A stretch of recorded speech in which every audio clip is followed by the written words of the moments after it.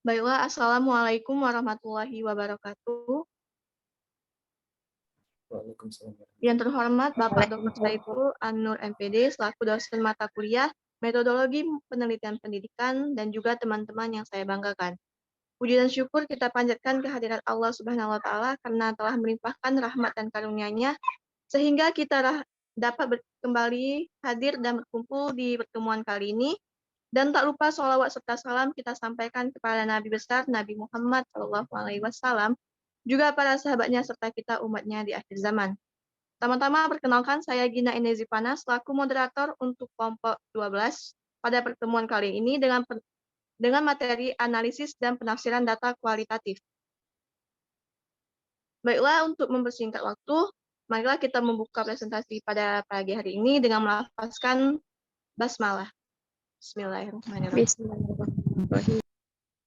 Baiklah, untuk pemateri pertama kepada Saudara Marwansyah, saya persilahkan.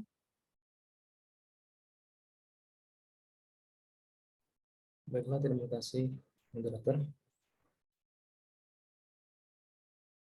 Sini saya akan membacakan materi pertama.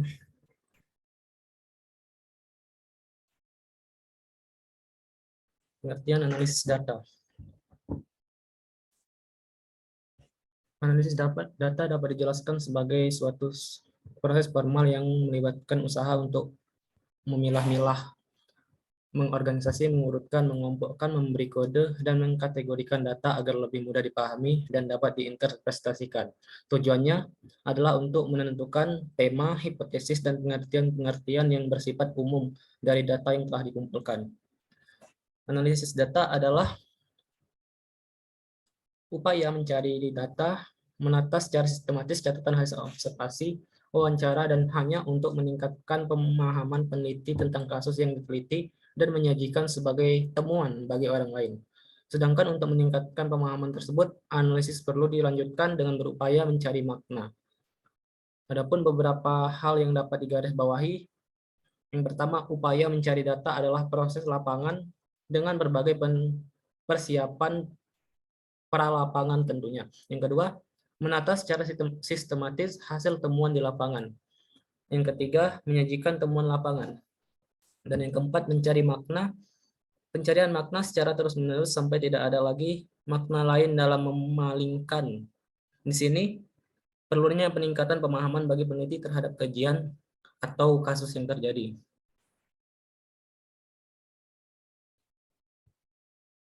Next, prosedur analisis data.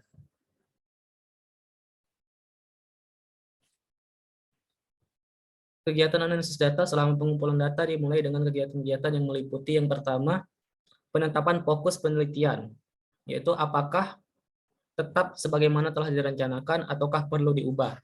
Yang kedua, penyusunan temuan-temuan sementara berdasarkan data yang telah terkumpul.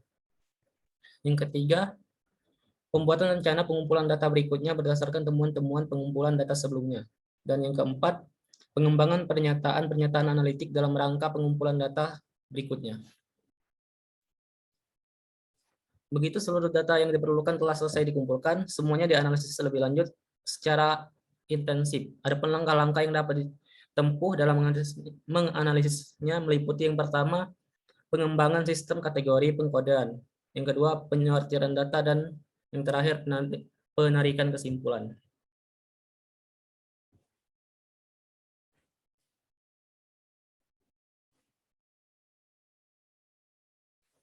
Prosedur analisis data. Adapun untuk meningkatkan kemampuan analisis dan pemahaman terhadap data, saran yang diberikan oleh Bogdan dan Taylor dapat dijadikan sebagai tunjuk, yaitu yang pertama, apakah data itu lebih menunjang hipotesis. Hal ini dilakukan untuk membandingkan jenis data yang menunjang dan yang tidak menunjang. Yang kedua, memastikan kebenaran data yang dikumpulkan dan membedakan antara data yang objektif dan tidak harus dan tidak bias. Yang ketiga, memperhatikan pengaruh peneliti dengan lingkungan penelitian, termasuk tingkat hubungan peneliti dengan subjek penelitian. Yang keempat, menyadari kehadiran orang lain saat wawancara dan observasi berlangsung. Serta yang kelima, memastikan kebenaran data yang diberikan oleh subjek penelitian dan memisahkan data yang tidak benar. Dalam penyusunan data, peneliti perlu memperhatikan hal-hal sebagai berikut. yaitu hanya memasukkan hal-hal yang penting dan benar, yang benar-benar dibutuhkan. Kemudian hanya memasukkan data yang bersifat objektif dan tidak bias. Kemudian hanya memasukkan data yang benar-benar autentik, serta harus membedakan antara informasi yang dibutuhkan sebagai data dengan kesan pribadi responden.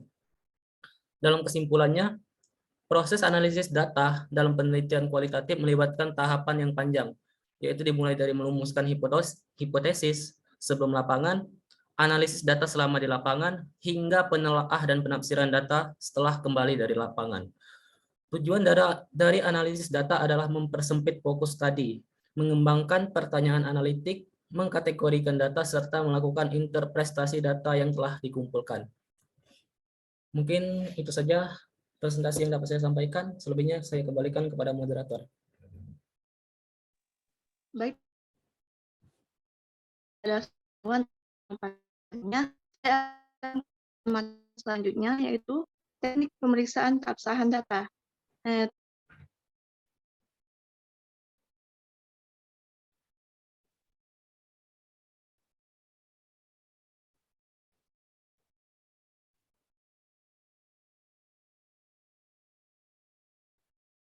Pemeriksaan keabsahan data berdasarkan kriteria tertentu, yaitu yang pertama itu atas dasar kepercayaan atau kredibilitas, keteralihan, kebergantungan, dan kepastian atau penemuan benar-benar yang berasal dari data yang kita teliti, dan tidak menonjolkan pengetahuan peneliti dalam kontekstualisasi. Hal ini disebutkan beberapa teknik pemeriksaan keabsahan data, yaitu yang pertama, perpanjangan keikutsertaan di lapangan penelitian.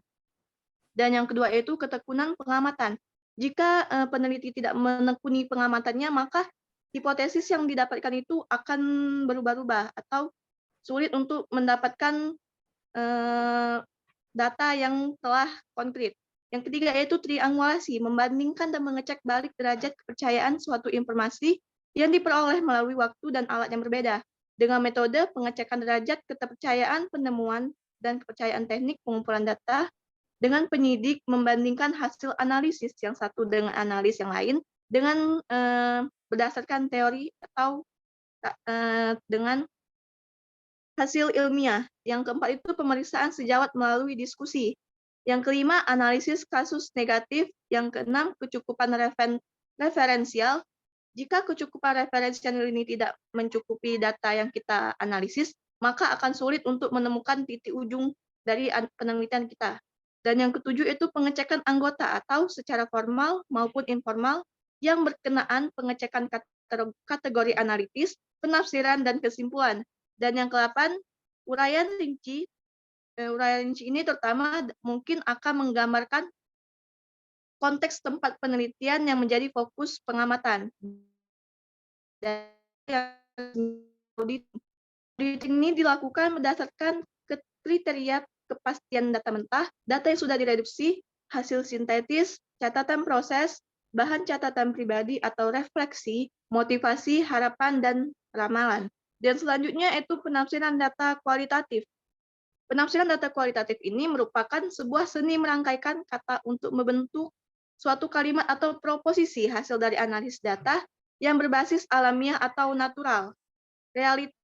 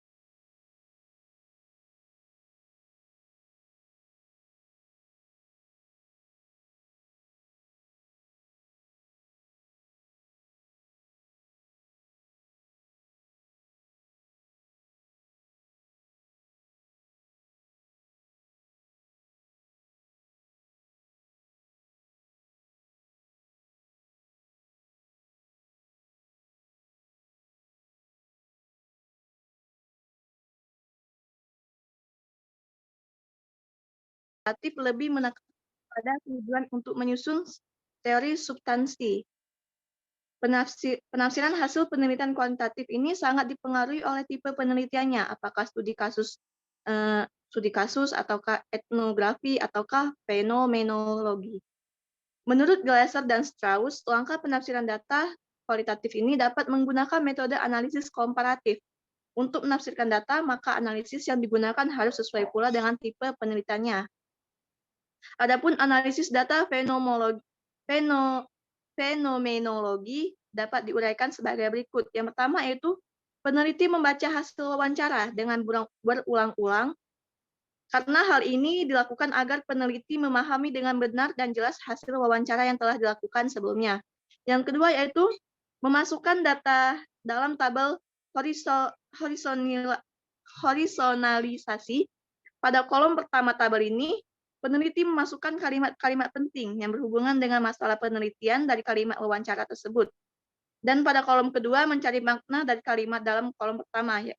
Dapat kita sederhanakan bahwa kolom pertama itu adalah kalimat-kalimat alamiah. Dan yang kedua itu adalah penafsirannya atau terjemahannya. Dan yang ketiga, dalam membuat makna dari pernyataan informan, kunci dan subjek, peneliti berusaha menggunakan bahasa yang jelas agar esensi atau makna terdalam dalam pernyataan tersebut mudah diketahui. Yang keempat itu pada kolom ketiga dari tabel horisonalisasi, berisi makna terdalam dari macam makna pernyataan informan, kunci, dan subjek. Peneliti kemudian mengsintesakan dan mengintegrasikan dalam sebuah harmoni makna. Dan yang terakhir itu makna terdalam dalam bentuk harmoni makna inilah yang menjadi fokus bahasan peneliti nanti serta menjadi hasil penelitian dalam bab pembahasan.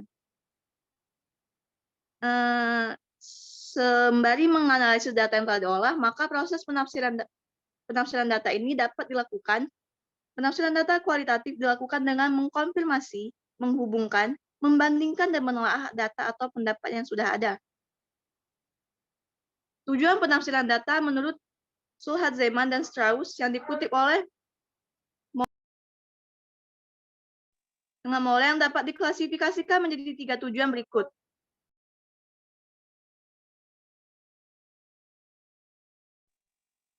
Yang pertama yaitu tujuan deskripsi semata-mata.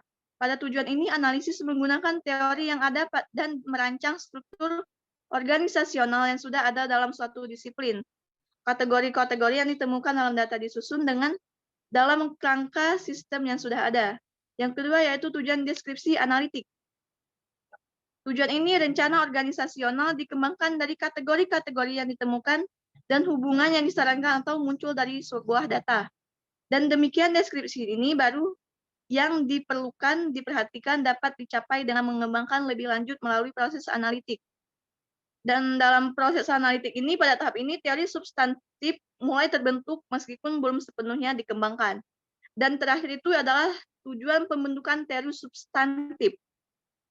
Tujuan teori ini mencakup pengembangan teori yang baru berdasarkan analisis data. Analisis harus menunjukkan metafora atau rancangan yang telah dikerjakan, yang kemudian metafora ini diubah menjadi bahasa disiplin dan akhirnya membangun sebuah identitasnya sendiri, walaupun tetap terkait dengan objek yang dianalisis sebelumnya. Baiklah, sekian presentasi dari kelompok kami. Apabila ada kekurangan dan kesalahan, kami mohon maaf. Saya akhiri. Saya kembalikan jika ada kritik dan saran kepada makalah.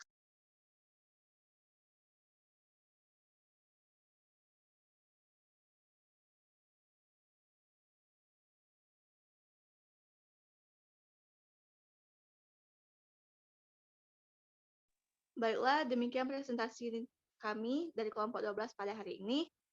Ada baiknya kita melafazkan hamdalah. Alhamdulillahirabbil Saya selaku moderator dan rekan saya, Marwansas, pamit undur diri. Mohon maaf bila ada kesalahan dalam perkataan dan perbuatan. Pada Allah, kami mohon maaf. Saya akhiri. Wassalamualaikum warahmatullahi wabarakatuh. Waalaikumsalam warahmatullahi wabarakatuh.